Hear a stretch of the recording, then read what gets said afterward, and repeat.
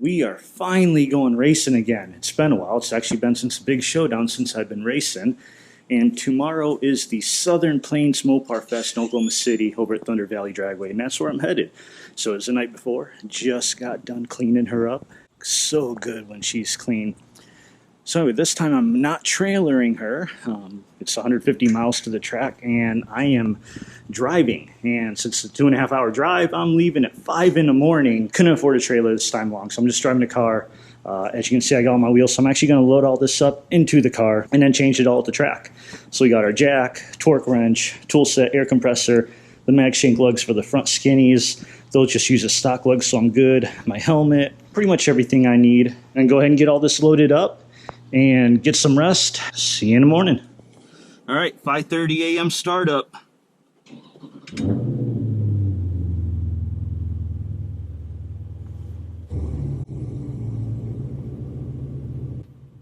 Did I just see lightning in my rear view? Oklahoma City's 150 miles away. I think any of these storms rolled through there hours ago, so it should be dry for today. But I hope I missed some out somehow, because I just washed the car last night. I'm going to a show and race. I don't want to drive through rain right now.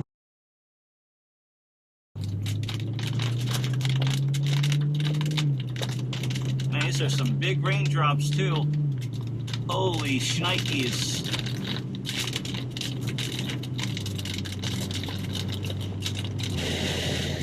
Oh, that's some lightning. Oh, we got us a lightning show.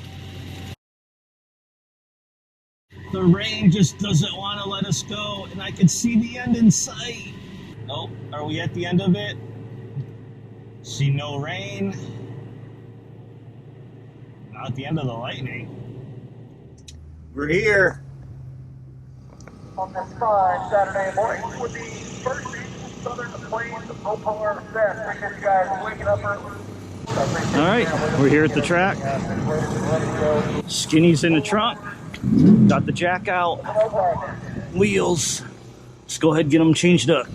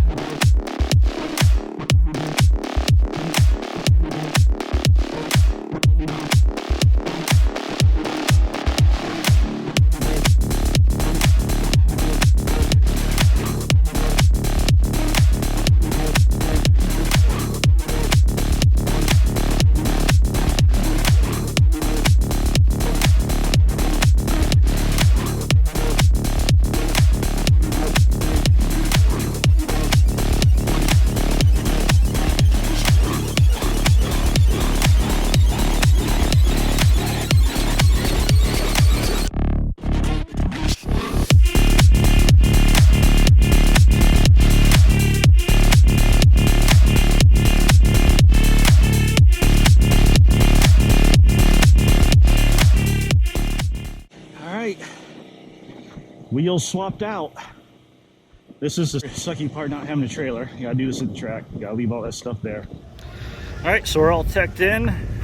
NA6, pretty straightforward. Actually did more tech than what I'm used to. He actually looked in the car, looked to make sure had a helmet and seat was good, asked about power adders, and asked me how fast I run. And in this DA, I mean, I've run 11.3, but that was in 1000 DA. Today it's gonna be like 4,000 some. So probably gonna be in the 12s. All right, we be racing. So we are behind. There's white 1320. Looks like we're gonna get matched up with that red Scat pack right there. And I got my P gear right there, draggy over there. This is recording draggy, this is recording P gear. We'll see how it goes.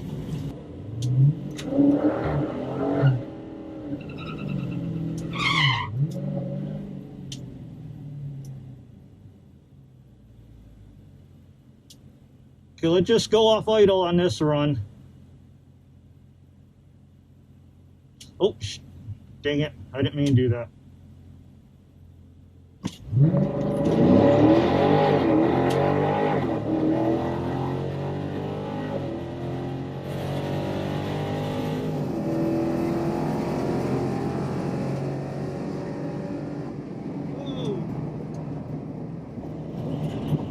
Smaller shutdown area here. That felt pretty good.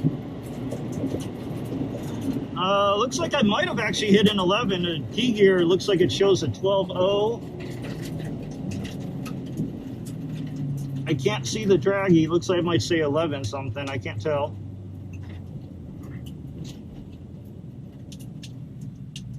All right, that's actually, that's the first time I ran the full tree in this car. I've always done pro tree, so 0.071, not too bad. 172 60 foot, got improvement there even inside DA. I think I should still be able to get 1.6s. But an 1186 quarter at 114, I mean, I'll take that with the DA, but times are only going to get slower after this. It's getting hotter, humider, and DA is going to get worse and worse as the day goes on.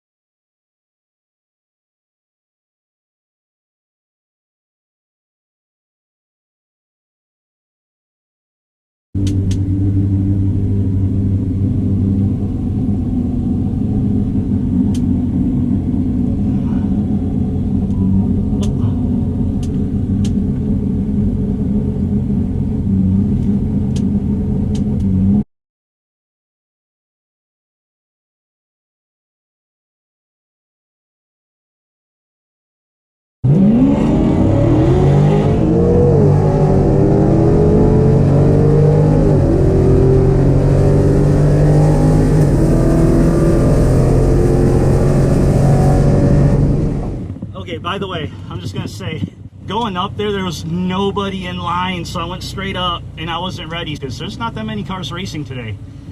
And messing with these, I went past the 2 stage bulbs. Man, I look like an amateur.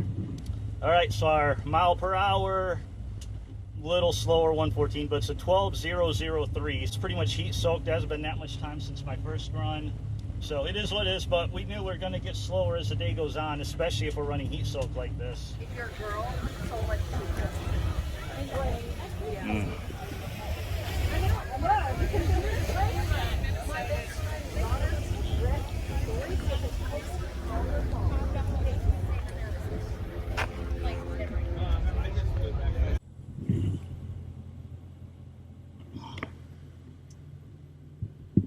Awesome.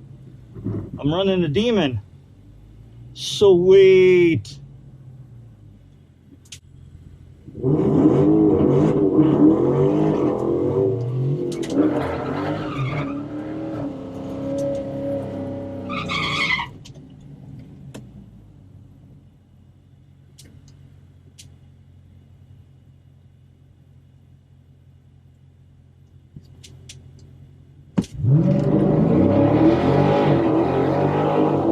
Jump on the Demon! I treat him!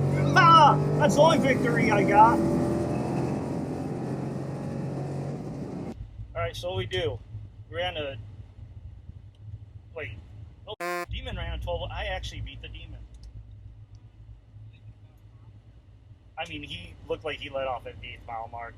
But I beat him.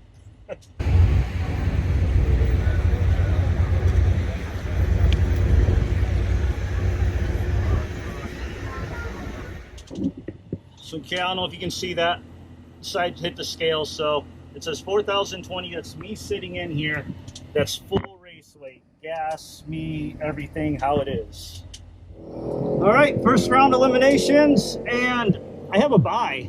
This is awesome. Although honestly, I think buybacks are $10. So I have a feeling both the other cars that lose will probably buy back. So second round will probably still be the same number of cars. But it's cool. I'll take a buy. Oh, that was not a good reaction time.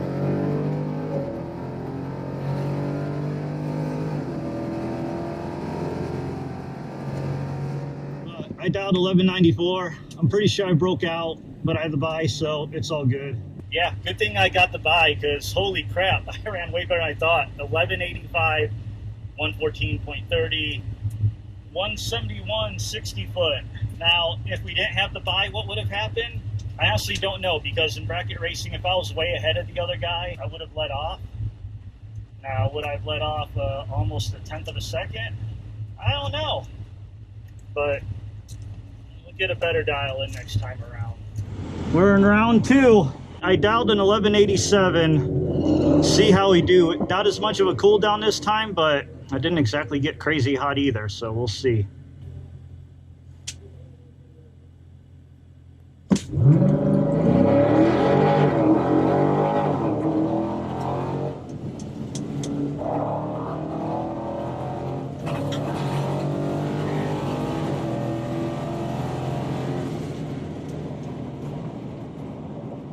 Oh crap, I was playing around.